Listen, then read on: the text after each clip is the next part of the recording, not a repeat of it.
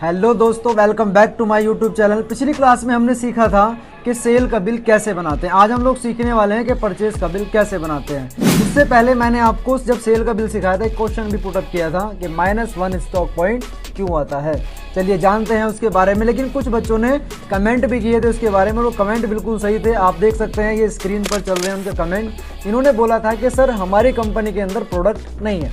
बिल्कुल 100% ये श्योर है, जब हमारी कंपनी के अंदर प्रोडक्ट ही नहीं होगा तो टैली को कैसे पता, तो टैली -1 दिखाएगा ही दिखाएगा। तो इसके लिए क्या करना होता है, तो मैं आपको थोड़ा सा डिटेल्स में बताता हूँ कि जैसे आपने कोई शोरूम ओपन किया, उस शोरूम से आप कोई प्रोडक्ट सेल करने वाले हैं, तो टैली सॉफ्टवेयर को ये नहीं पता कि आपके शोरूम में प्रोडक्ट है या नहीं है। अब आप क्या करेंगे उस केस में, तो आप करेंगे कि अपने शोरूम के लिए जब प्रोडक्ट खरीद के लेके आएंगे, तो जो प्रोडक्ट आप लेके आए, मान लेते हैं लैपटॉप लेके आए आप 100, तो लैपटॉप को बताना पड़ेगा टैली सॉफ्टवेयर को कि उन लैपटॉप को जो आप लेके आए उन लैपटॉप को आपको टैली सॉफ्टवेयर में ऐड करना पड़ेगा कि हम इनको परचेज करके लेके आए हैं। क्योंकि आपको तो वो पता है लेकिन टैली को वो नहीं पता है, तो टैली में वो चीज़ें आपको चढ़ानी पड़ेगी। जब आप टैली के अंदर वो परचेज की हुई बिलिंग चढ़ा देंगे, चढ़ाने के बाद जब आप उससे सेल करेंगे तो टैली सॉफ्टवेयर आपकी हेल्प ये भी करेगा कि हमारे स्टॉक में कितना प्रोडक्ट बचा हुआ है, ये भी बताएगा कि हमने कितना प्रॉफिट किया है, कितना लॉस किया है, और एंड में हम ये भी जान सकते हैं कि हमारे स्टॉक्स के अंदर कितने सामान अवेलेबल हैं।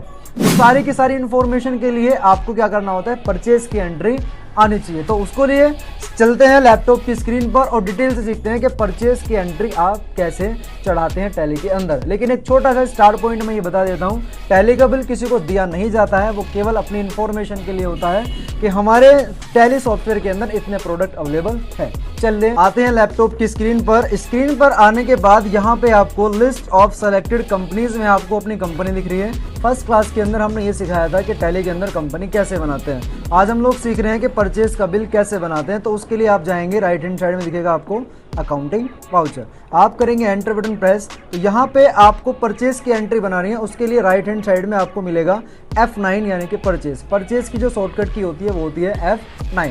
आप क्लिक करेंगे इसके ऊपर। क्लिक करने के बाद यहाँ पे सप्लाई इनवॉइस नंबर, क्योंकि हमारे पास परचेज की हुआ टैली नहीं है इसलिए हम अपनी तरफ से डालेंगे। उसके बाद हमने किया एंटर।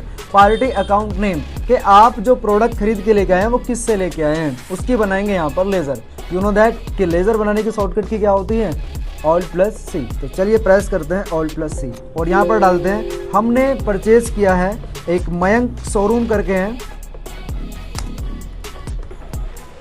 मयंक शोरूम। चलिए लेजर बनाते हैं Alt+C से, और एक शोरूम है मेरठ में जिसका नाम है शोरूम का मयंक शोरूम।